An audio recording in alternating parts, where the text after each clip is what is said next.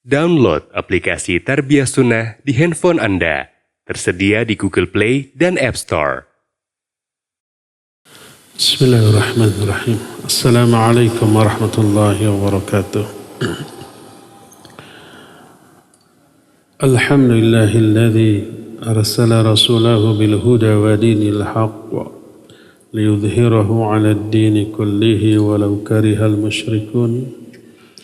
وأشهد أن لا إله إلا الله وحده لا شريك له وأشهد أن محمدا عبده ورسوله صلى الله عليه وعلى آله وأصحابه وسلم تسليما مزيدا وبعد. Hadirin jamaah Masjid Agung Al-Ukhwah Bandung yang Allah muliakan, alhamdulillah kembali kita berjumpa melanjutkan kajian amalan hati. Kita sedang membahas bab muraqabah. Buah dari muraqabah banyak dan luar biasa berharga dan penting serta menguntungkan bagi kita. Apa saja buah dari muraqabah?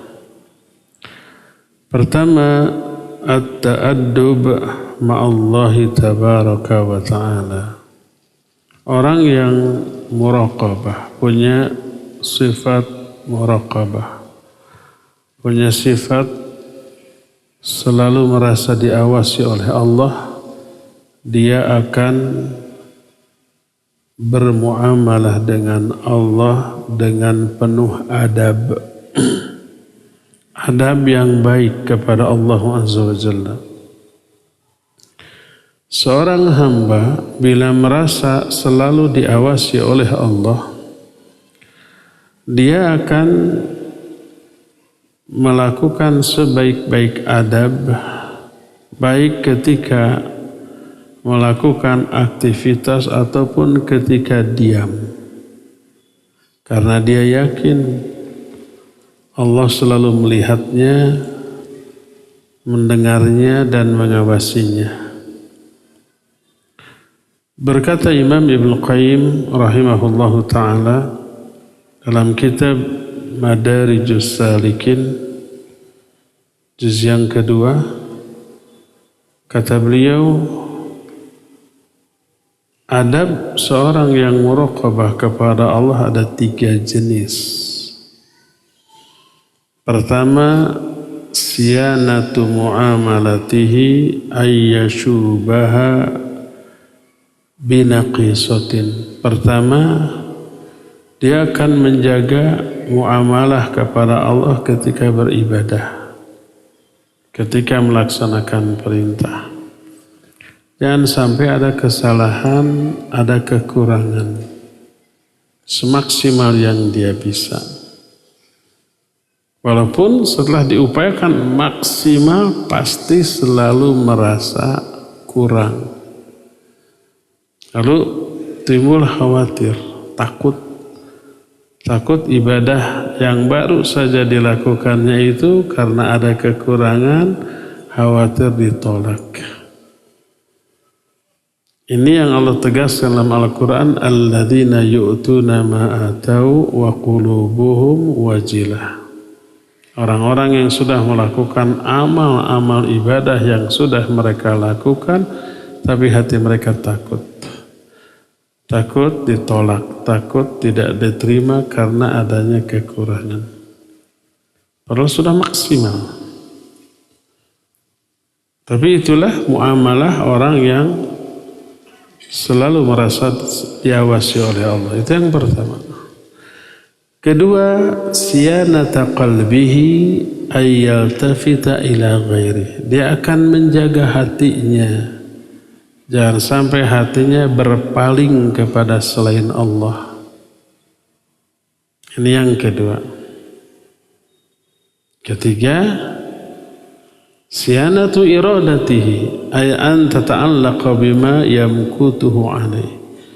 Dia akan menjaga kehendak, keinginan hatinya, jangan sampai menginginkan, menghendaki sesuatu yang membuat Allah murka. keinginan untuk berbuat dosa, keinginan untuk berbuat maksiat, dan seterusnya. Ini 3 muamalah terbaik kepada Allah. Yaitu pertama ketika ibadah, jangan sampai ada kekurangan. Kedua, menjaga hati, jangan sampai melirik atau berpaling kepada yang lain. Yang ketiga, menjaga kehendaknya, niatnya, hatinya, jangan sampai mengundang apa yang Allah murkai. Lalu berkata Al-Qushairi dalam kitab Ar-Risalah, menukil pendapat seorang namanya Ibrahim Al-Khawwas, al-mura'atu turithul muraqabah wal muraqabah turithu khulusus sirri wal alaniyah lillahi ta'ala. Menjaga, memelihara muamalah dengan Allah melahirkan muraqabah. Dan muraqabah membuahkan keikhlasan bersikap baik ketika menyendiri ataupun ketika berada di tengah orang banyak. Baik aspek batinnya ataupun aspek lahirnya. Berkata penyusun kitab Hilyatul Awliya, asra'ul asya' izzatan lil qalbi wa inkisaran lahu dzikru ittila'illahi bita'zimillah. Pelajaran yang paling cepat masuk ke dalam hati dan yang paling menyentuh hati adalah selalu menyadari, mengingat pengawasan Allah terhadap dirinya. Begitu diingatkan, Allah tahu loh, Allah melihat loh, termasuk isi hati kita. Itu lebih cepat efeknya, sentuhannya ke dalam jiwa. Oleh karena itu berkata Al-Ghazali rahimahullah dalam kitab Ihya Ulumuddin, ketika menukil pendapat sebagian ulama, bima yasta'inu ar-rajulu ala ghaddi basarihi 'anil makhturat, dengan cara bagaimana seseorang bisa terbantu untuk menundukkan pandangan dari hal-hal yang diharamkan. Kan kita susah ya, kita tahu wajib tundukkan pandangannya, baik kepada objek langsung atau sekedar lewat video dan foto. Kullil mu'minin yaghuddu min absarihim, kullil mu'minat yaghuddna min absarihinna. An-Nur 30:31 untuk pria dan wanita. Tahu kita haram melanggar ayat ini, tapi susah. Bagaimana agar mudah? Maka ditanyakan, bima yasta'inu ar-rajul ala ghaddi basarihi 'anil mahdhurat, dengan cara bagaimana seseorang bisa menjaga pandangannya dari hal yang Allah haramkan? Dijawab, bi'ilmihi anna ru'yatallahi ta'ala sabiqatun ala nadharihi dhalikal mahdhur, dengan mengetahui bahwa penglihatan Allah kepada kamu mendahului penglihatan kamu kepada objek yang Allah haramkan untuk dilihat. Ketika kita melihat, Allah lebih tahu sebelumnya, dan Allah sudah menyiapkan sanksi kontan dan tertunda. Ada sanksi kontan ketika seseorang melihat hal yang Allah haramkan, berupa apa? Banyak keresahan, kegelisahan, dicabutnya hidayah, kemalasan beribadah, lebih semangat lagi untuk melakukan maksiat-maksiat. Itu yang kontan di dunia, belum yang tertunda di akhirat kalau dia tidak bertaubat. Maka Al-Qusairi menyatakan, فَإِذَا رَقَبْنَا اللَّهَ fa inna dzalika yujibu siyanata adh-dhahir wal batin. Nasunu adh-dhahir bihifdzil harakati adh-dhahirah wa nasunu al-batin bihifdzil khawatiri wal iradat wal harakatil batinah. Fala yakunu fil qalbi mu'aradatun li amrillah aw khabarihi aw qadahi aw qadarihi kama yatajarradul batinu min kulli syahwah wa iradah tu'aridu amrihi wa min kulli iradatin tu'aridu iradatahu wa min kulli syubhatin tu'aridu khabarahu wa min kulli mahabbatin tuzahimu mahabbatahu fa hadhihi haqatul qalbis salim alladhi la yanju illa man atallaha bihi yawma la yanfa'u malun wala banun illa man atallaha biqalbin salim. Bila kita merasa diawasi oleh Allah, hal itu akan melahirkan penjagaan terhadap aspek batin ataupun aspek lahir. Kita akan menjaga batin kita, menjaga lahir kita. Karena menyadari sedang diawasi oleh Allah. Kita akan menjaga aspek zahir kita dengan cara mewaspadai seluruh gerakan zahir kita. Jangan sampai terjerumus ke dalam yang membuat murka Allah.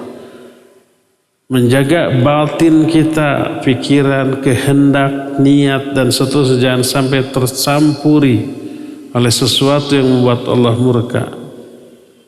Maka di dalam hati orang yang muraqabah tidak ada keinginan sedikit pun untuk menentang perintah Allah atau mengingkari informasi dari Allah atau membenci takdir dan ketetapan dari Allah. Itu pikirannya. Sementara hatinya tidak ada syahwat dalam arti menginginkan sesuatu yang bertolak belakang dengan keinginan Allah. Tidak ada kehendak yang menghendaki sesuatu yang bertolak belakang dengan kehendak Allah. Tidak ada syubhat yang bertolak belakang dengan informasi dari Allah. Tidak ada kecintaan kepada sesuatu yang Allah haramkan kita untuk mencintainya. Allah mengharamkan beberapa perkara baik orang ataupun tempat, apalagi perbuatan kepada kita. Haram mencintai orang-orang yang Allah benci, orang kafir, orang musyrik. Haram mencintai perbuatan-perbuatan yang Allah benci, perbuatan syirik, kufur, bid'ah, maksiat. Dan haram mencintai tempat-tempat yang Allah benci, seperti tempat-tempat maksiat. Inilah hakikat dari hati yang selamat, yang tak ada seorang pun bisa selamat di akhirat kecuali orang yang datang kepada Allah dengan membawa hati yang selamat. Sebagaimana firman Allah dalam surah Asy-Syu'ara 88 dan 89, yauma la yanfa'u malun wala banun illa man atallaha biqalbin salim. Pada hari kiamat nanti nggak ada manfaatnya harta ataupun anak-anak kecuali orang yang datang kepada Allah dengan membawa qalbun salim atau hati yang selamat. Maksud hati yang selamat itu hati yang selalu merasa diawasi oleh Allah, sehingga nggak ada dalam hati ini sesuatu yang bisa mengundang murka Allah Azza wa Jalla. Berkata Al-Qusairi melanjutkan penjelasan barusan, man raqaballaha ta'ala fi khawatirihi asamahullahu ta'ala fi jawarihi. Siapa orang yang merasa diawasi oleh Allah aspek batinnya, isinya, hatinya diawasi oleh Allah, isi fikirannya diawasi oleh Allah, termasuk niat dalam melakukan ibadah diawasi oleh Allah. Siapa yang meyakini hal itu, Allah akan jaga aspek zahirnya. Allah akan jaga apa yang dilakukan oleh anggota badan zahirnya dari semua yang Allah Azza wa Jalla haramkan untuk kita.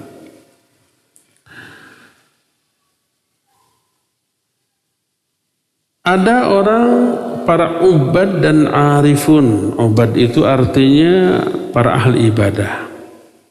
Arifun itu para ulama. Mereka ijma, sepakat bahwa merasa diawasi oleh Allah dari aspek batin. Aspek batinnya diawasi oleh Allah karena Allah tahu bahwa Allah itu alimun bidzatis sudur. Allah itu mengetahui isi hati. Wa na'lamu ma tuwaswisu bihi nafsuhu. Kami tahu apa yang dibisikkan oleh hati-hati manusia. Lahir muraqabah, merasa diawasi aspek batinnya oleh Allah, maka hal ini menjadi penyebab orang itu akan memelihara gerakan anggota badannya. Sampai mereka menyatakan faman raqaballah fi sirrihi hafizahullahu fi harakatihi fi sirrihi wa alaniyatihi. Siapa orang yang merasa diawasi oleh Allah tentang aspek batinnya, maka Allah akan memelihara anggota-anggota badannya baik ketika menyendiri ataupun ketika berada di tengah orang banyak. Allah akan kasih hidayah agar ketika menyendiri pun dia tidak neko-neko, tidak macam-macam, merasa nggak ada yang melihat, bebas berbuat dosa dan maksiat. Tidak. Orang nggak lihat tapi Allah lihat. Manusia lain tidak bisa menyaksikan tapi ada para malaikat yang melihat dan mencatat. Akhirnya dia menjaga sikapnya walaupun ketika menyendiri. Sesuatu yang sudah dimaklumi bahwa prinsip atau penyebab lahirnya teori-teori ilmiah dan amalan-amalan ikhtiyariyah itu berasal dari pikiran. Pikiran melahirkan konsep. Konsep ini melahirkan keinginan atau kehendak. Kehendak ini melahirkan amalan. Kalau amalan ini terus diulang-ulang, jadilah kebiasaan. Apakah kebiasaan ini buruk atau baik? Sangat tergantung dari keinginan yang melahirkan amalan yang dibiasakan itu. Sedangkan keinginan itu bergantung kepada cara berpikir dia, dan cara berpikir dia sangat ditentukan oleh kondisi hati. Apakah hatinya merasa diawasi oleh Allah ataukah tidak? Dari sinilah maka kemaslahatan seluruh proses yang tadi diterangkan sangat bergantung kepada apakah dia punya sifat muraqabah atau tidak, merasa diawasi oleh Allah atau tidak. Kalau hatinya merasa diawasi oleh Allah, dia akan berpikir positif, berpikir yang baik-baik, berpikir sesuai dengan rambu-rambu syariat. Lalu pola pikir ini, konsep berpikir ini melahirkan kehendak, keinginan. Keinginannya pasti baik karena lahir dari pola pikir yang baik. Pola pikir yang baik lahir dari muraqabah tadi. Kehendak yang baik melahirkan amalan yang baik. Amalan yang baik bila diulang terus-terusan menjadi kebiasaan yang baik. Baik buruknya kebiasaan bermula dari baik buruknya hati. Dan baik buruknya hati salah satunya ditentukan oleh seberapa besar kadar muraqabah dalam hatinya. seberapa sadar dia merasa diawasi oleh Allah hatinya. Inilah yang dimaksud dengan hadis, ala inna fil jasadi mudghah fa idza salahat salahal jasadu kulluhu wa idza fasadat fasadal jasadu kulluhu ala wahyal qalb. Ingat, dalam tubuh manusia ada segumpal daging. Bila segumpal daging ini baik, maka seluruh amal yang dilakukan oleh anggota badannya baik pula. Bila buruk, buruk pula. Ingat, segumpal daging ini hati. Hatinya baik, melahirkan teori, pola fikir yang baik. Pola fikir yang baik melahirkan kehendak yang baik untuk melakukan amal yang baik. Kehendak yang baik lalu melahirkan amalan yang baik. Amalan baik ini dilakukan berulang terus-menerus jadi kebiasaan. Baik buruknya kebiasaan sangat ditentukan oleh kondisi hati manusia. Coba perhatikan umpamanya orang ketika sedang saum. Penyebab utama orang menjaga saumnya adalah muraqabah. Merasa diawasi oleh Allah. Kalau nggak ada muraqabah, dia bisa batal di belakang orang.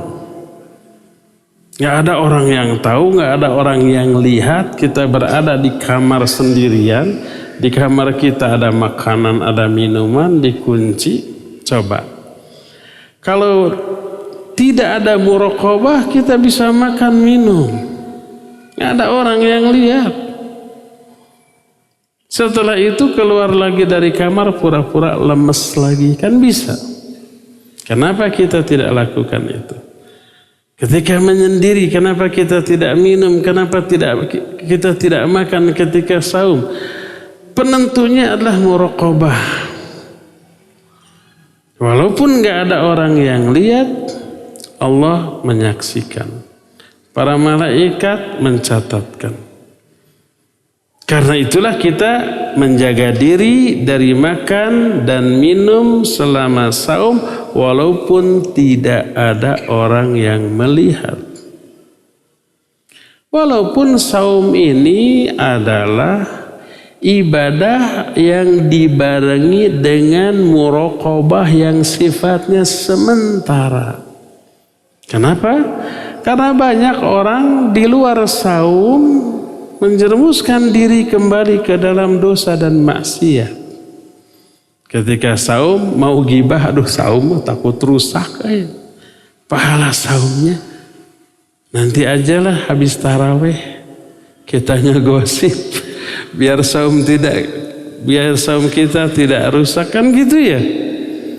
Seolah-olah sifat muraqabahnya itu hanya membarengi dirinya selama saum, begitu buka sudah. Atau selama Ramadan ribut, aduh saya kalau nggak Ramadan saya hajar kamu, nanti awas Syawal loh. Kan gitu ya. Nah, walaupun rata-rata muraqabah yang dimiliki oleh orang selama saum atau selama Ramadan itu bersifat sementara. Tapi itu momen latihan membiasakan muraqabah dalam waktu tertentu dari perkara-perkara tertentu. Perkara tertentu yang harus dijaga selama saum cuma 3. Makan, minum, syahwat, sudah. Padahal makan, minum, dan syahwat itu sesuatu yang halal. Kalau di luar Ramadan, kalau tidak sedang saum halal. Bahkan melampiaskan syahwat ibadah kalau ke istri sendiri. Ada pahala. Yang halal bahkan yang ibadah tahan dulu nih sementara. Kalau yang halal ditahan dulu sementara, apalagi yang haram. Seperti ghibah, seperti dusta, seperti fitnah, seperti dosa-dosa yang lain, lebih wajib lagi dijauhi. Maka kalau sudah terlatih untuk menjauhi maksiat atau menjauhi perkara yang terlarang, padahal yang terlarang tadi mubah awalnya, tapi selama siang haram, nanti setelah maghrib halal lagi, makan minum syahwat boleh lagi. Sementara kok dipupuk sifat muraqabah di sana. Diharapkan 13 jam lebih kita menjaga muraqabah. Di luar 13 jam ini muraqabah ini lengket dalam hati kita. Sebulan Ramadan kita dipupuk sifat muraqabah. Diharapkan di luar Ramadan sifat muraqabah ini sudah mendarah daging dalam diri kita. Maka di luar Ramadan pun kita tidak hanya menjauhi yang mubah, apalagi yang haram.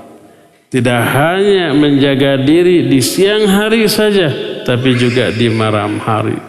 Tidak hanya menjaga diri aspek lahir saja, tapi juga aspek batin kita.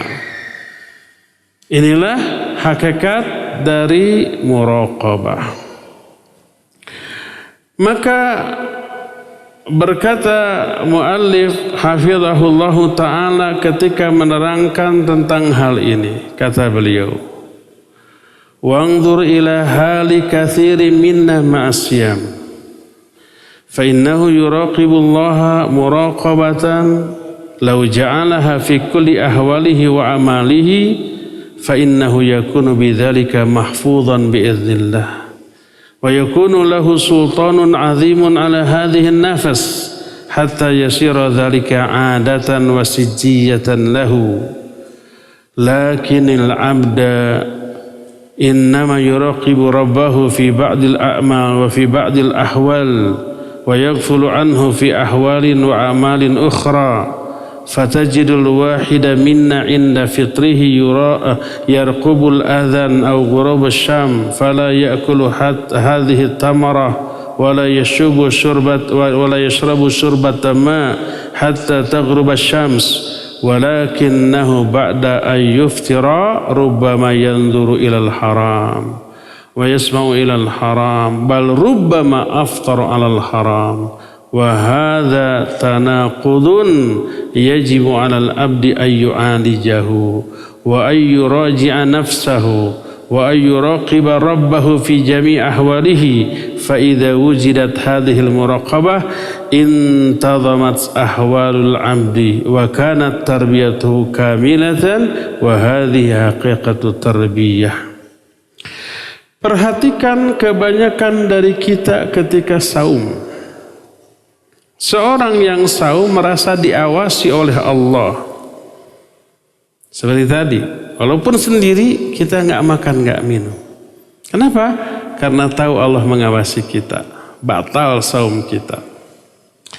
Seandainya muraqabah seperti ini dijadikan di setiap keadaan, setiap amal, sehingga terpelihara, sehingga sikap muraqabah ini menjadi penguasa agung terhadap jiwa kita, sehingga menjadi adat, kebiasaan dan karakter, maka itu pasti akan bagus.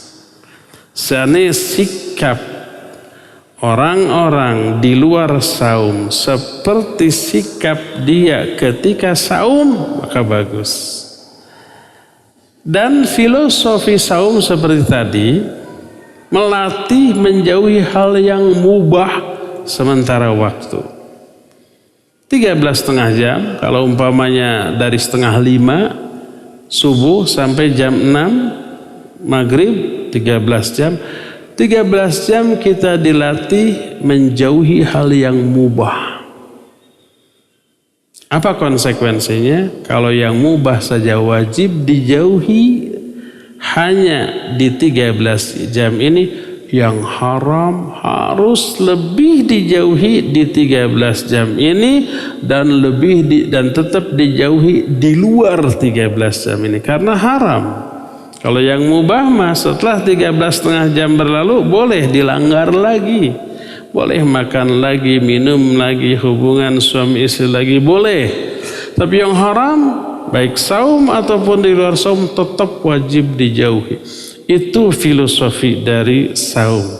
Nah, seandainya sifat muraqabah ketika saum diterapkan di setiap keadaan walaupun di luar saum, di setiap amalan, bukan hanya amalan saum, maka ini akan menjadi kebiasaan yang sangat bagus.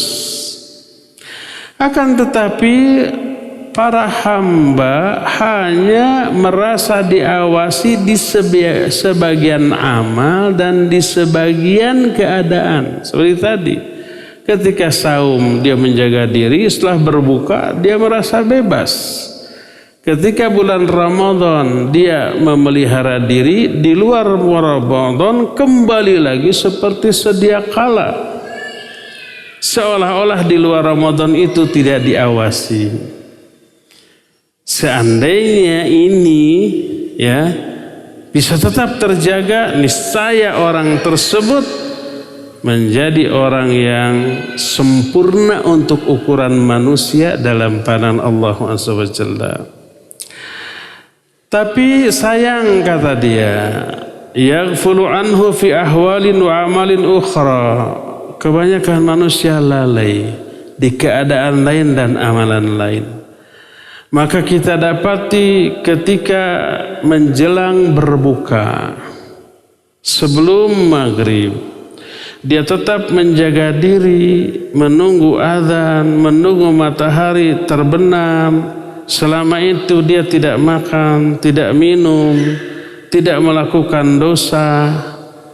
Tapi begitu maghrib tiba, maka seusai berbuka dia kembali melihat yang haram, mendengar yang haram, kadang-kadang berbuka dengan yang haram. Salah satunya begitu azan terus dong cekes gitu kan, bukanya itu dengan rokok. Kemudian dia kembali kepada kondisi seperti dia sebelum saum. Dia bilang, wa hadza tanaqud yajibu 'alal 'abdi ayyu'alijahu. Sikap kontradiksi seperti wajib untuk diobati oleh setiap hamba. Wa ayyuraji'a nafsahu, adalah introspeksi. Gimana cara introspeksinya? Ingat, kenapa selama saum kita menjaga diri? Karena diawasi oleh Allah. Pegang itu. Setelah beres saum, tetap pengawasan Allah kepada kita tidak lepas. Tetap Allah mengawasi, melihat kita, dan para malaikat yang Allah tugaskan pun mencatat seluruh amal kita. Idh yatalaqqal mutalaqqiyan 'anil yamin wa 'anil shimali qa'id ma yalfidhu min qawlin illa ladaihi raqibun 'atid. Ingat, selalu ada dua malaikat yang menempel di kanan dan di kiri. Tak ada satupun kata yang terucap dari mulut kecuali di sampingnya ada raqib dan ada atid. Kanan raqib, kiri atid. Depan belakang ada malaikat muhafadhah, ada malaikat penjaga. Lahu muaqqibatun min baini yadayhi wa min khalfihi yahfazunahu min amrillah. Bagi setiap orang ada malaikat penjaga di depannya dan juga di belakangnya. Mereka menjaga orang ini atas perintah Allah. Apa yang dijaga? Yahfadhu itu bermakna dua, menjaga dan memelihara. Apa yang dijaga dan dipelihara? Baik keselamatan dia dari perkara keburukan yang belum Allah takdirkan, termasuk dijaga dan dipelihara amalan dan ucapannya dalam bentuk dicatat. Makanya di ayat yang berikutnya Allah menyatakan wa qala qarinuhu hadza ma ladayya atid. Berkatalah sang qarin.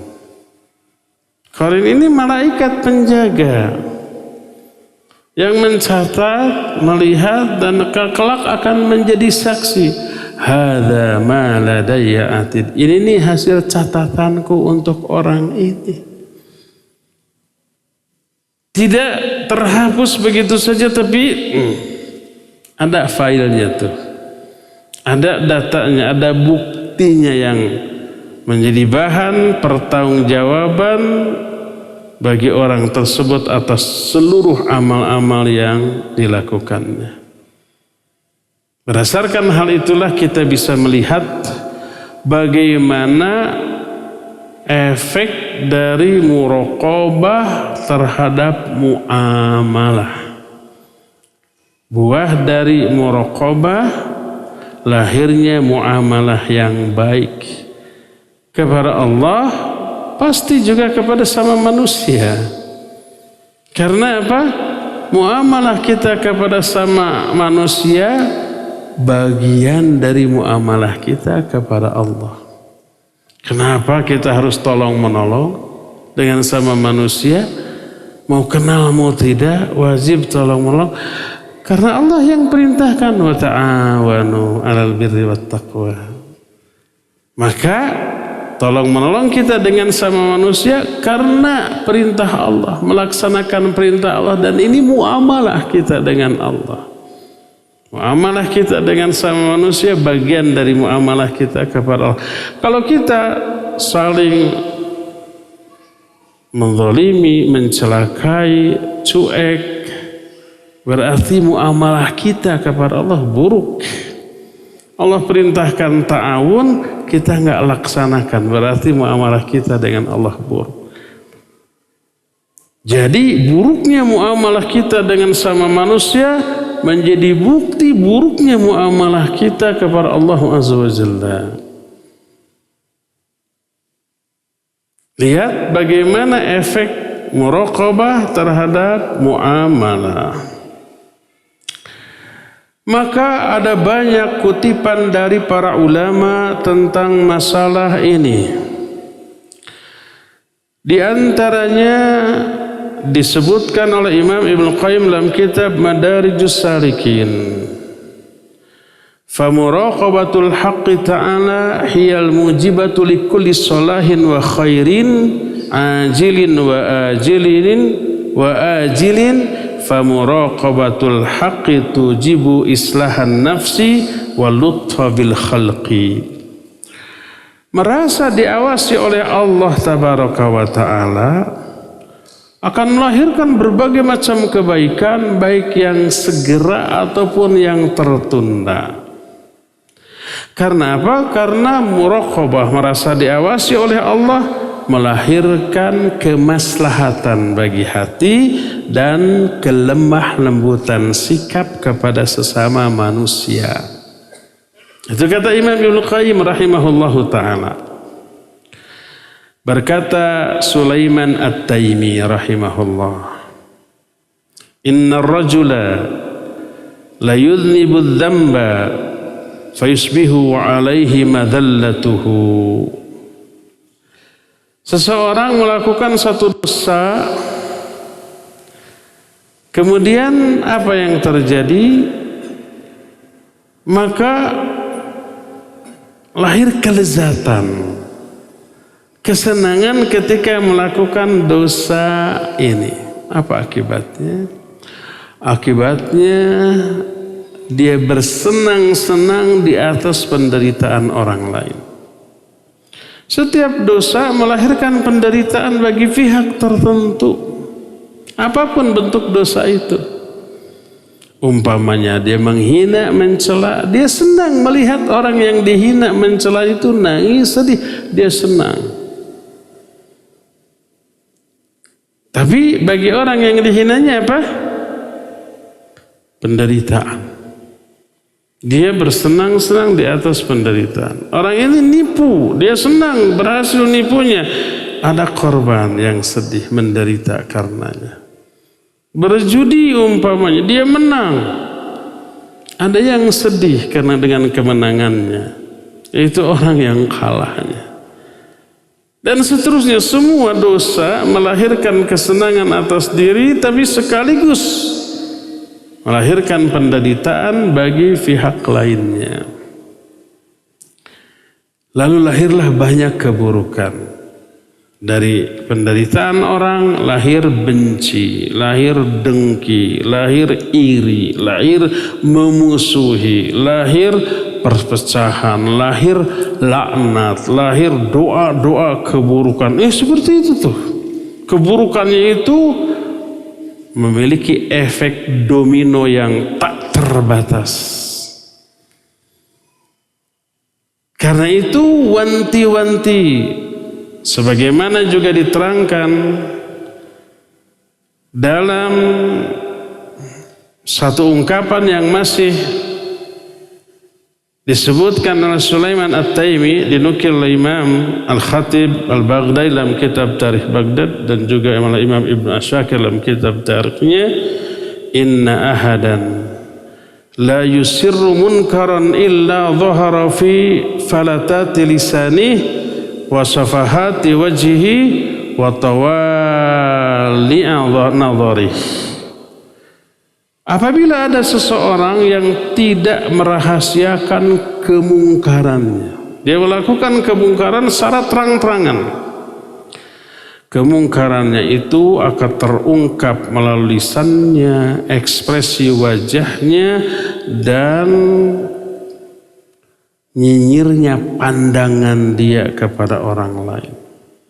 Jadi kalau umpamanya seseorang punya rasa benci aja kepada orang lain, nah ini kemungkaran. Haram membenci sama muslim.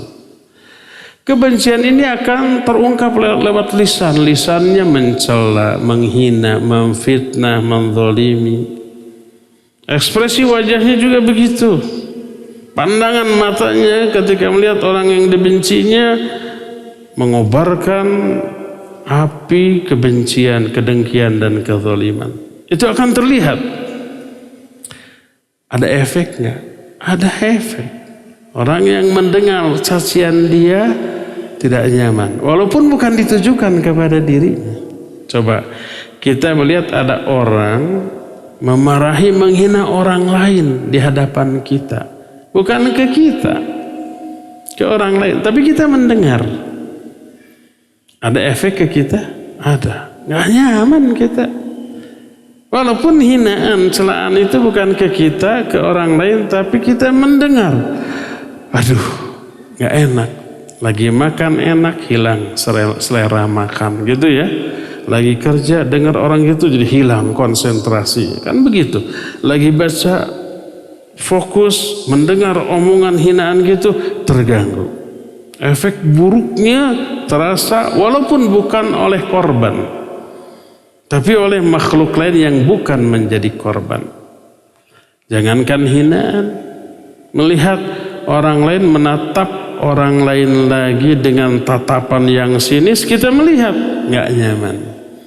Atau ekspresinya nyinyir, bukan ke kita, ke orang, tapi kita melihat, kita juga tidak nyaman. Menyebarlah kemungkaran ini.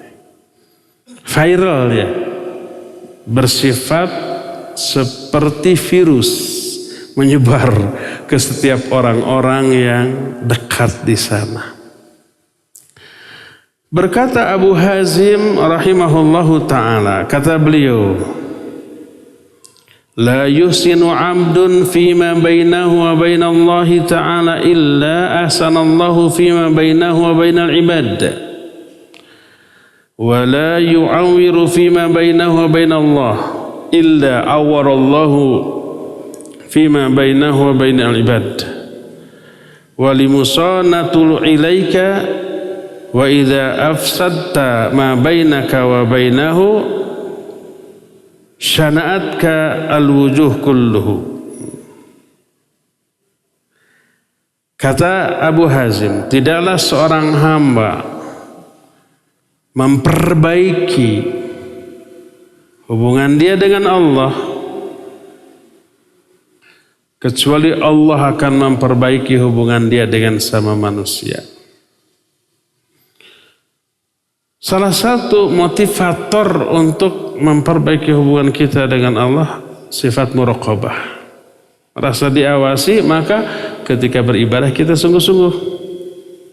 Ketika bermuamalah kita semaksimal yang kita bisa. Ketika ada keinginan untuk berbuat dosa, cepat-cepat dialihkan, tobat. Karena tahu Allah mengawasi, melihat. Pokoknya karena muraqabah, dia mencoba memperbaiki hubungan dia dengan Allah. Siapa yang demikian, Allah akan perbaiki hubungan dia dengan sama manusia. Dan tidaklah seseorang merusak hubungan dia dengan Allah kecuali Allah rusak hubungan dia dengan sesama manusia. Kita mengabaikan sholat, siap-siap saja, berarti hubungan kita dengan Allah rusak. Sholat asal-asalan, berzikir, berdoa juga jarang-jarang. Sekali berzikir, berdoa sambil melamun. Dosa, melanggar perintah larangan Allah, mengabaikan perintah Allah terus-terusan kita lakukan. Hubungan kita dengan Allah rusak. Siap-siaplah kita untuk memperoleh masalah sosial. Hubungan kita dengan tetangga, dengan sahabat, dengan atasan, dengan bawahan, bahkan dengan anggota keluarga, suami, istri, orang tua dengan ayah, adik dengan kakak, paman dengan keponakan, ada yang akan rusak di sana. Sebagai balasan atas perbuatan dia yang membiarkan rusaknya hubungan dia dengan Allah, Allah akan rusak hubungan dia dengan sama manusia. Karena hati manusia kan semuanya Allah yang atur tuh. Allah akan kondisikan hati seseorang untuk benci ke kita, kesal ke kita, akhirnya teraplikasi dalam sikap membuat kita tidak nyaman. Makanya para ulama zaman dahulu seperti yang sudah kita ungkit, kalau aku terjerumus ke dalam maksiat, efek maksiatku terlihat pada durhakanya sang istri atau menentangnya sang anak atau tidak taatnya hamba sahaya kepadaku. Itu tuh efek maksiat. Makanya berkata Syekh Al-Utsaimin rahimahullah dalam kitab Syarah Riyadhus Shalihin ketika membahas bab takwa, salah satu di antara ayat yang dinukil oleh Imam An-Nawawi dalam kitab Riyadhus Shalihin tentang takwa itu adalah wa may yattaqillah yaj'al lahu makhraja. Siapa yang bertakwa kepada Allah, Allah akan jadikan jalan keluar dari setiap masalah. Ketika menerangkan ayat ini kata Syekh Al-Utsaimin, bila kita ada masalah dengan orang, suami dengan istri, orang tua dengan anaknya, adik dengan kakak, atau seseorang dengan tetangga, dengan sahabat, dengan atasan, dengan bawahan, maka ketahuilah itu azab dari Allah untukmu karena keburukan muamalahmu dengan Allah. Mungkin ada ibadah yang kita abaikan.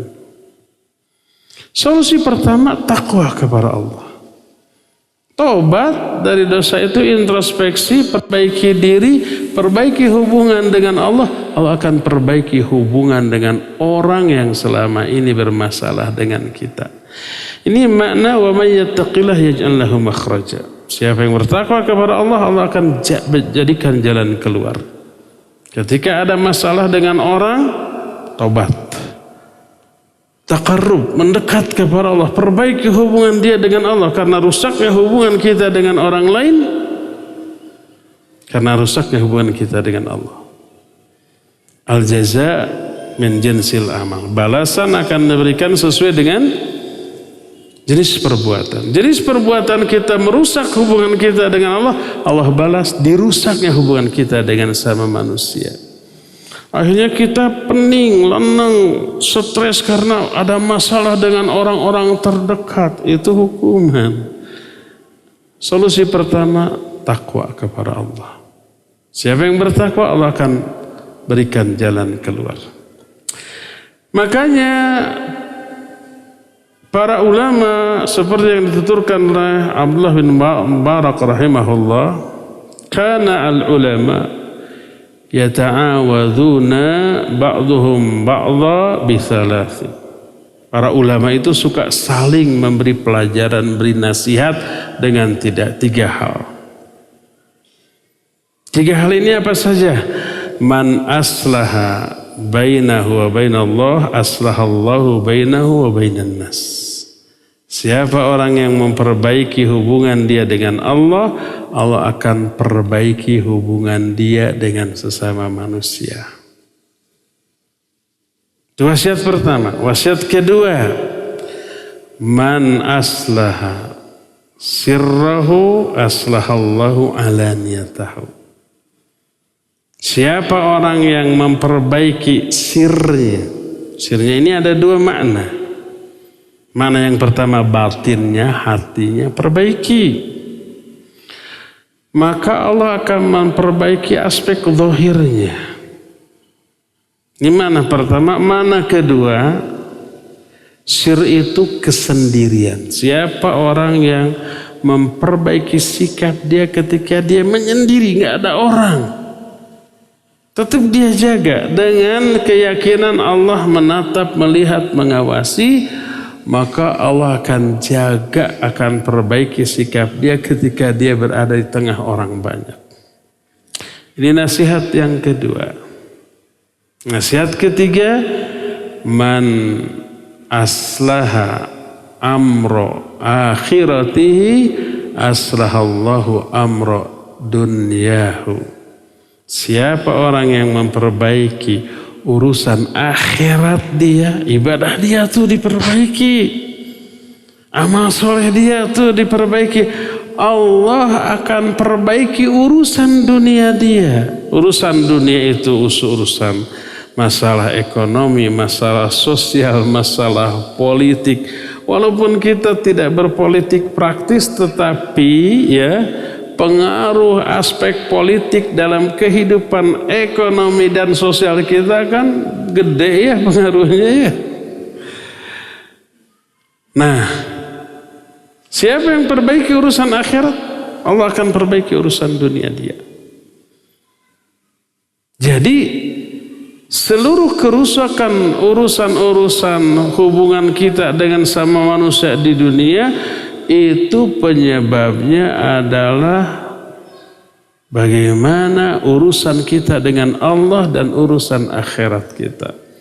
Urusan kita dengan Allah baik, maslahat. Urusan kita dengan sama manusia juga baik dan maslahat. Urusan akhirat kita baik dan maslahat. Urusan dunia kita juga insya Allah baik dan maslahat. Jadi seluruhnya itu menunjukkan bahwa baik buruknya kehidupan kita sangat bergantung kepada baik buruknya kondisi hati kita, dan salah satu penentu dari baik buruknya hati kita adalah seberapa besar kadar muraqabah yang ada dalam diri kita. Berkata Imam Ibnu Jauzi rahimahullahu ta'ala,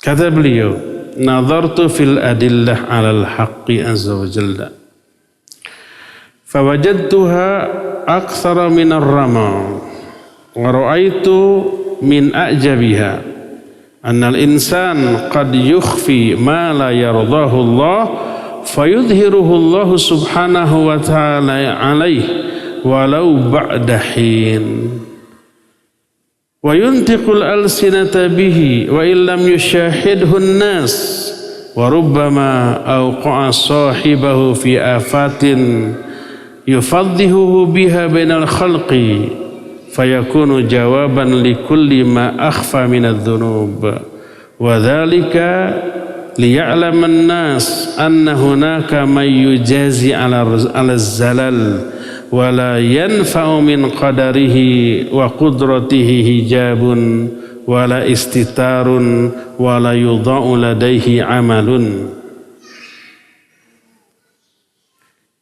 Ini tamparan keras bagi para aktor yang sering acting dalam kehidupan keseharian kita, menyembunyikan kebusukan-kebusukan secara sembunyi-sembunyi, menampakkan kesolehan hanya di hadapan orang banyak. Kata Imam Ibnu Qayyim, aku memperhatikan dalil-dalil dari Allah Azza wa Jalla. Aku dapati dalil itu lebih banyak daripada jumlah pasir yang ada di alam jagat raya. Dan aku melihat yang paling menakjubkan adalah seseorang seringkali menyembunyikan sesuatu yang Allah tidak ridhoi. Jadi menyembunyikan keburukan dalam dirinya. Orang nggak tahu tapi Allah pasti tahu. Apa yang terjadi? Allah bongkar kebusukan tersebut sekalipun setelah beberapa lama. Dia berbuatnya hari ini, disembunyikan keburukan itu, mungkin terbongkarnya 2 tahun, 5 tahun, 10 tahun yang akan datang. Kadang-kadang terbongkarnya itu melalui lisan dia, keceplosan bahasa kitanya.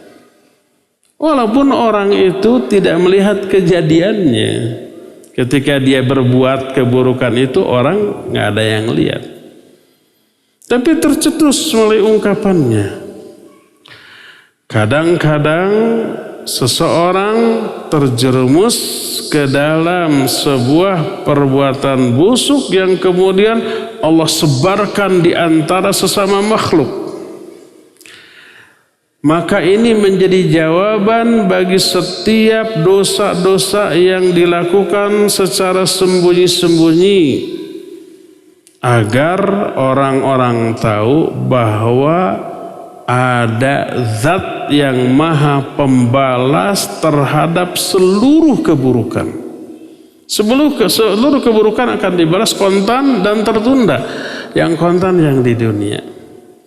Salah satu balasan kontan itu adalah dibongkarnya aib tersebut di hadapan orang. Dan tidak ada manfaatnya kekuasaan dia ataupun kekayaan dia ataupun pangkat dan jabatan dia untuk menutupi aibnya tersebut, nggak ada. Walhasil Allah akan bongkar di dunia dan diazab di akhirat. Untuk apa?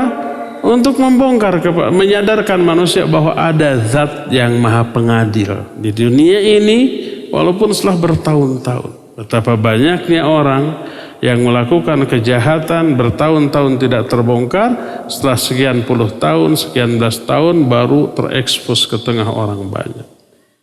Sehingga namanya menjadi cemar. Dan itu balasan Allah yang disegerakan di dunia sebelum balasan Allah di akhirat nanti. Ya. Jadi inilah buah yang pertama dari muraqabah adalah bagusnya muamalah dia dengan Allah Azza wa Jalla dalam kehidupan di dunia ini, dan bagusnya muamalah orang dengan Allah salah satunya menyangkut bagusnya muamalah orang itu terhadap sesama manusia. Insyaallah buah kedua, ketiga dan seterusnya akan kita bahas di kesempatan yang akan datang. Sekarang waktu untuk menjelaskan cukup sampai di sini dan kita masuki sesi tanya jawab. Pertanyaan pertama. Assalamualaikum Ustaz. Waalaikumsalam. Mohon nasihatnya. Istri ana tidak berbaikan dengan tetangga.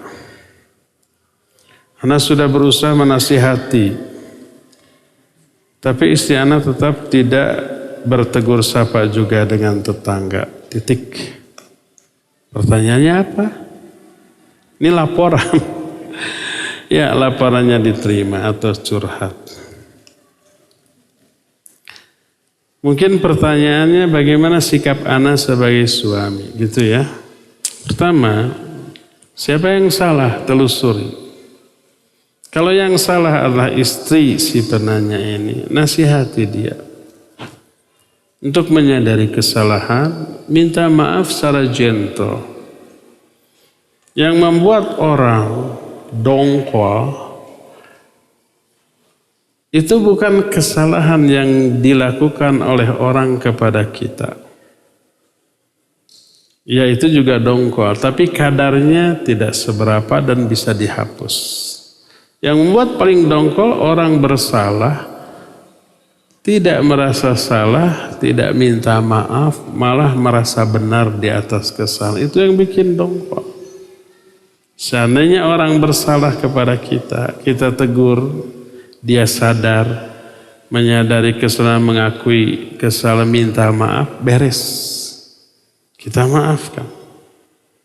Nah, yang menjengkelkan sudah salah, ngeyel di atas kesalahan, nggak mau minta maaf. Dia sudah berbuat salah, menzalimi kita, dia yang duluan tidak menyapa kita, ya enggak? Itu paling dongkol. Jadi kalau istri si penanya ini, dia bersalah dan dia yang pertama kali tidak bertegur sapa dengan tangga, nasihati. Jangan begitu. Akui kesalahan, minta maaf, islah. Insya Allah tetangga maafkan. Itu kalau dia yang bersalah. Kalau yang bersalahnya tetangganya, dia berbuat jahat, kita tersinggung, terzalimi, ya. Bicaralah baik-baik, menegur secara baik. Kalau ternyata tidak, ya biarkan. Urusan dia dengan Allah. Sikap kita kepada dia tetap baik. Idfa billati hiya ahsan.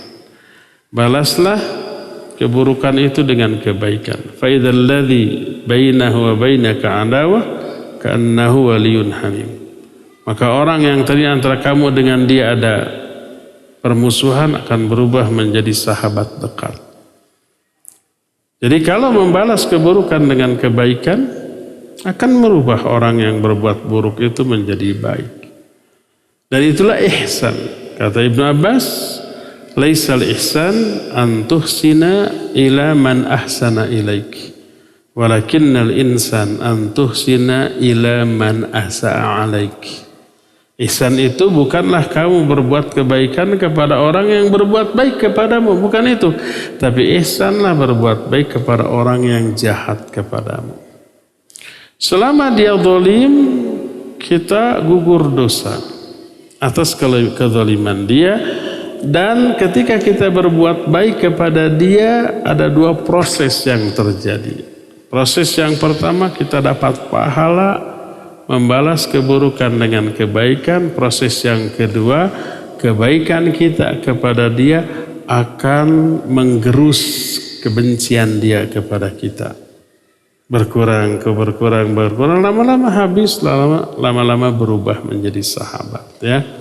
Jadi seburuk apapun tetangga, tetaplah bertegur sapa, walaupun mereka jahat. Semoga Allah memberikan kemudahan kepada yang bertanya ini.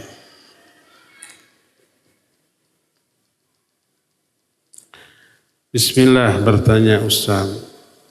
Dalam surah Al-Furqan ayat 54, dan dia pula yang menciptakan manusia dari air, lalu dia jadikan manusia itu mempunyai keturunan dan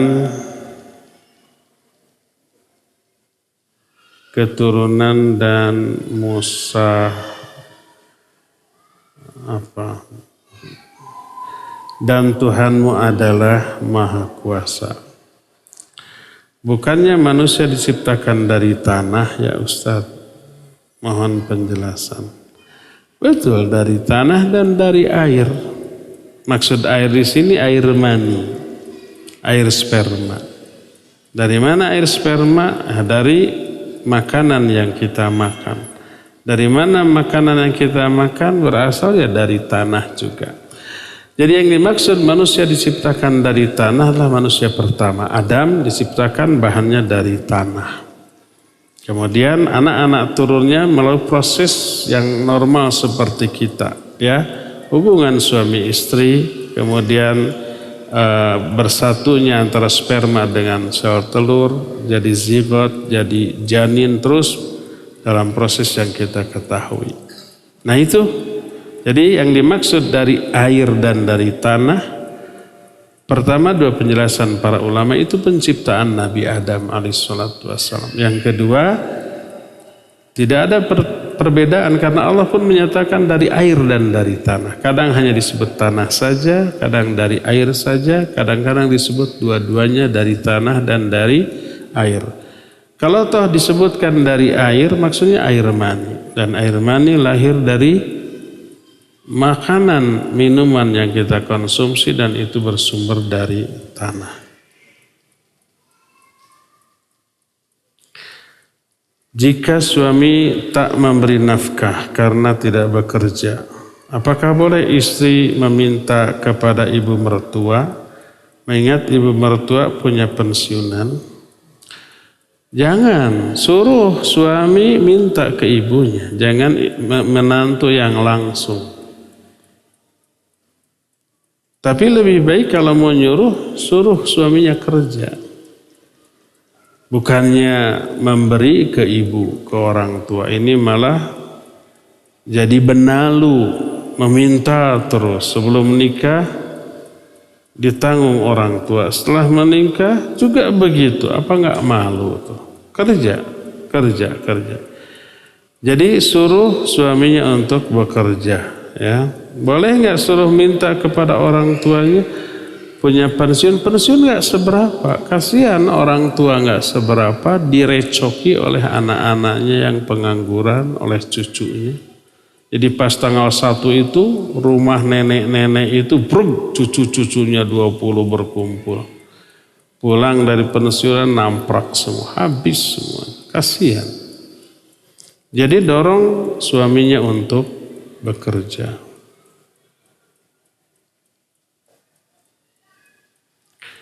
Assalamualaikum Ustaz. Waalaikumsalam. Saya bekerja di rumah sakit dan setiap hari kita bekerja secara tim.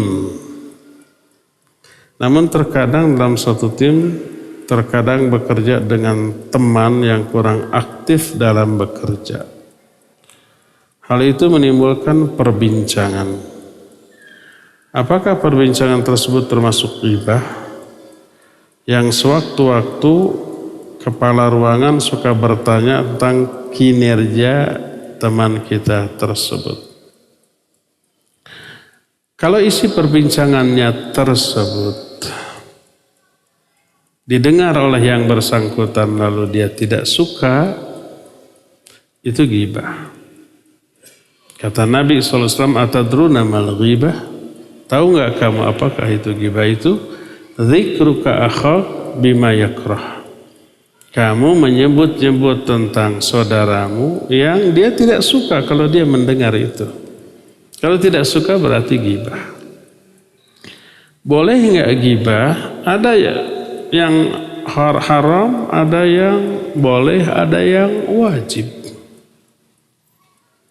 Yang haram adalah ya tadi, orangnya diomongin keburukannya baik fisik ataupun kebiasaan di belakangnya tanpa ada solusi. Haram, tidak boleh. Umpamanya ngomong tadi si Anu ya kalau datang terlambat begini, kalau pulang duluan, kalau datang ke sini main HP terus sebel saya. Iya. Itu ghibah yang diharamkan. Nah, adapun ghibah yang dibolehkan, kita berbicara si Anu ini harus kita tegur. Agar tegurannya akurat, kita kumpulkan data. Poin-poin yang harus ditegurkan kepada dia apa? Didiskusikan. Setelah terkumpul, utus seseorang, jangan di sidang rame-rame. Utus seorang yang paling didengar oleh dia untuk dinasihati. Nah ini, itu boleh. Dan kadang-kadang ada yang wajib kalau umpamanya tadi kepala ruangan meminta informasi dari kita tentang dia, wajib diberikan. Tidak boleh disembunyikan, gibah Pak, saya nggak mau gibah, nggak boleh.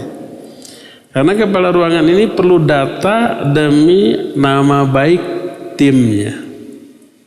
Kalau dia tetap ada bisa buruk. Dan ini bisa aja mencelakakan pasien kan, karena ini tim medis kan. Karena kelalaian orang, kemalasan orang bisa merugikan, mengancam nyawa. Nah, ini nggak main-main. Maka si kepala ruangan perlu data, wajib kita berikan. Dalam rangka kemaslahatan boleh ya. Jadi boleh tidaknya gibah, lihat ada maslahatnya nggak untuk orang banyak dan untuk dia. Kalau nggak ada maslahat, sekedar menggunjing, tidak ada solusi, jangan. Tapi kalau didiskusikan untuk mencari solusi, boleh. Wallahu a'lam.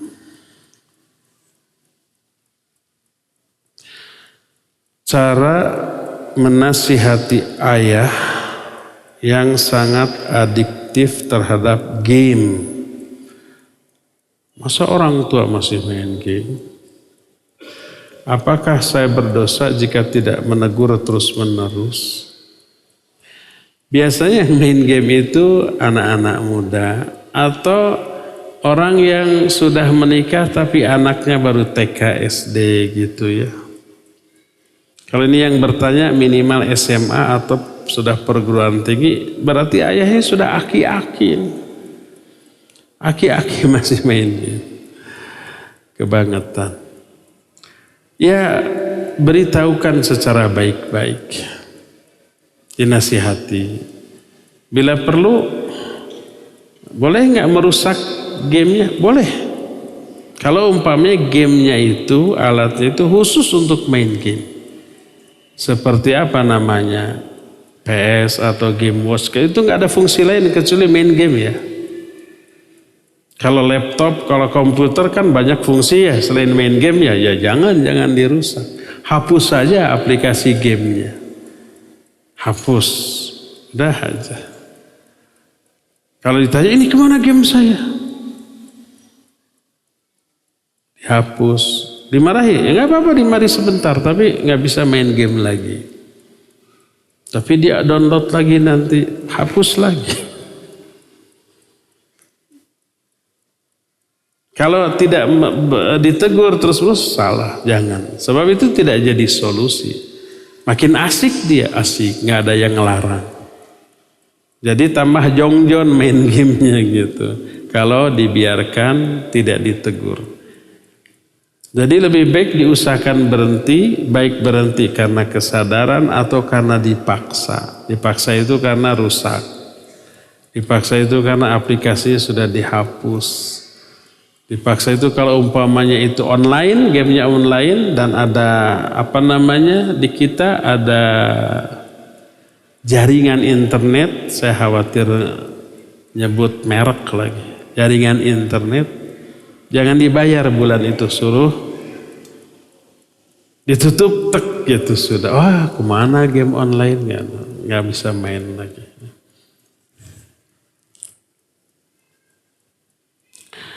Ustaz, bagaimana cara menasihati ibu yang suka memimpin pengajian yang banyak menyimpang dari syariat? Seperti bla disebut bla-blanya, tapi nggak saya baca. Pernah ngobrol akhirnya marah. Saya sangat sayang sama ibu, tapi diobrolin marah-marah. Doakan juga Ustadz saya untuk selalu istiqamah di jalan sunnah. Dan bila mengajak anak-anak dan keluarga ibu juga bisa bersama keluarga umroh tahun depan. Amin. Boleh daftar sejak sekarang. Ada beberapa tipikal orang yang susah dinasihati. Pertama, perokok. Punya banyak dalil. Datangkan kepada saya 1000 dalil tentang haramnya rokok, saya bantah dengan 2000 dalil.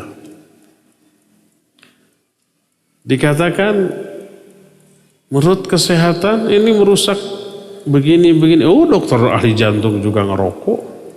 Ada aja dalil gitu ya. Haram secara syar'i, para kiai ngerokok loh. Semacam.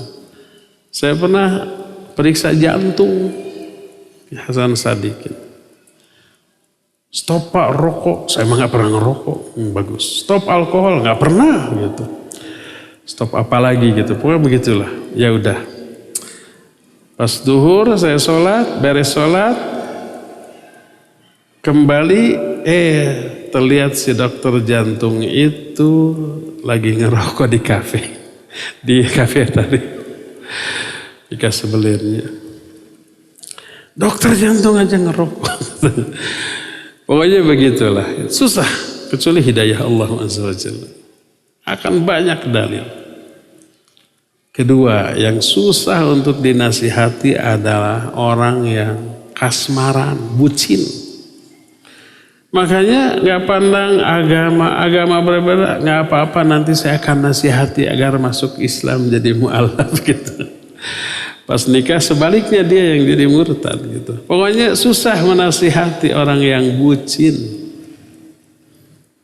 Ketiga, yang susah dinasihati adalah pelaku kebid'ahan. Hanya hidayah Allah Azza wa Jalla. Tapi yang jelas, ada nggak ahli bid'ah yang kemudian tobat? Banyak. Para ulama banyak zaman bahila ya. Nah, bagaimana caranya? Pertama, tetap berikan argumentasi ilmiah dengan cara yang baik. Bahwa itu secara syar'i terlarang. Kalau umpamanya dia marah, sudah, biarkan dulu. Mungkin marahnya karena kesalahan kita adalah menyampaikan, nanti perbaiki caranya. Kalau cara sehalus mungkin, sebaik mungkin masih tetap marah, itulah resiko. Berkata Imam Al-Barbahari dalam kitab Syarhus Sunnah, min alamati ahlil bid'ah al-waqi'atu ala ahli sunnah. Di antara tanda-tanda ahlul bid'ah adalah dongkol, benci kepada ahli sunnah dan amalan sunnah. Dongkol, selalu itu. Makanya selalu kotor kata-katanya kepada ahli sunnah. Selebihnya doakan. Tetap dakwahi semaksimal yang kita bisa dan doakan semoga Allah memberikan hidayah kepada orang tersebut. Terakhir,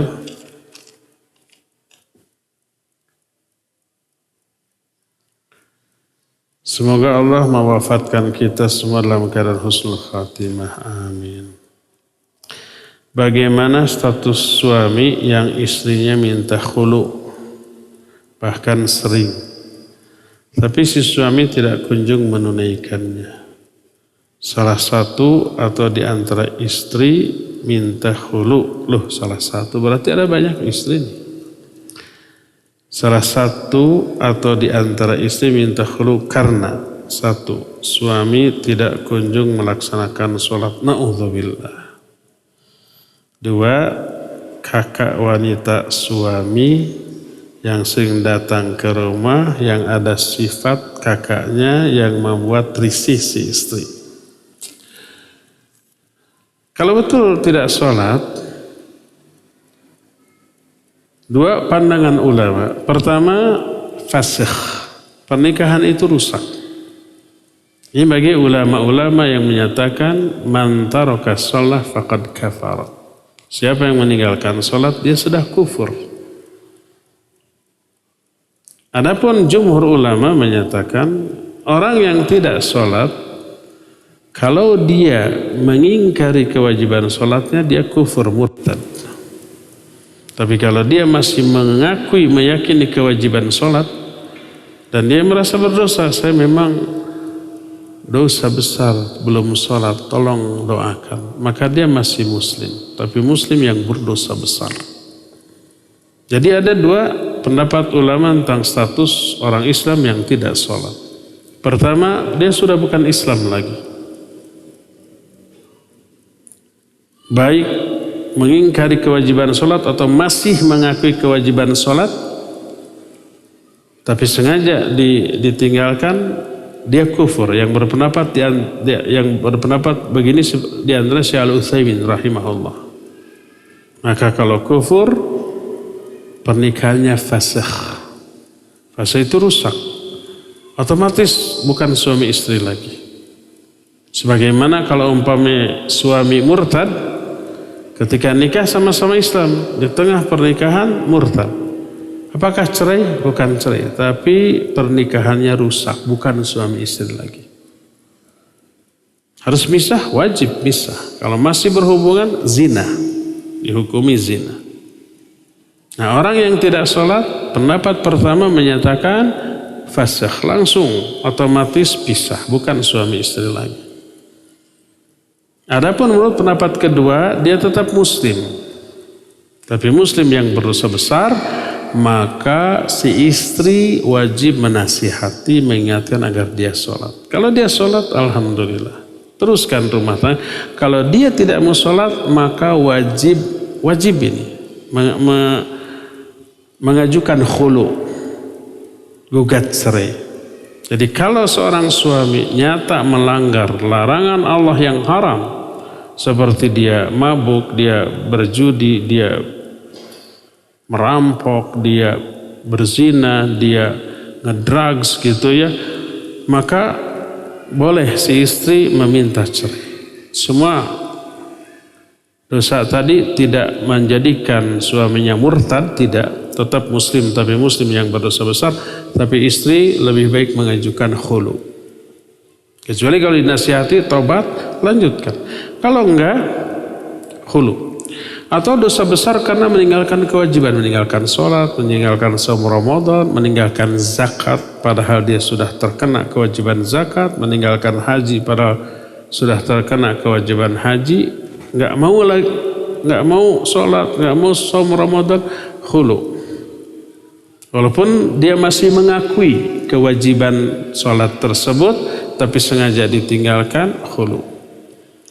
Kalau suami tidak mengabulkan gimana? Ya pasti tidak mengabulkan. Karena yang membuat cerai siapa? Istri. Ajukan ke pengadilan, oleh hakim nanti di sidang. Kalau hakim melihat alasannya syariah, ketok palu, khulu, jatuh. Ya, kalau khulu tidak ada rujuk dan masa idahnya cuma satu bulan. Sudah, itu lebih baik ya. Cukup sampai di sini saja, waktu yang kita miliki sudah habis. Insyaallah kita besok berjumpa kembali di tempat ini untuk melanjutkan kitab Tauhid. Subhanakallahu bihamdik, asyhadu an la ilaha illa anta, astaghfiruka wa atubu ilaik, walhamdulillahi rabbil alamin. Wassalamualaikum warahmatullahi wabarakatuh.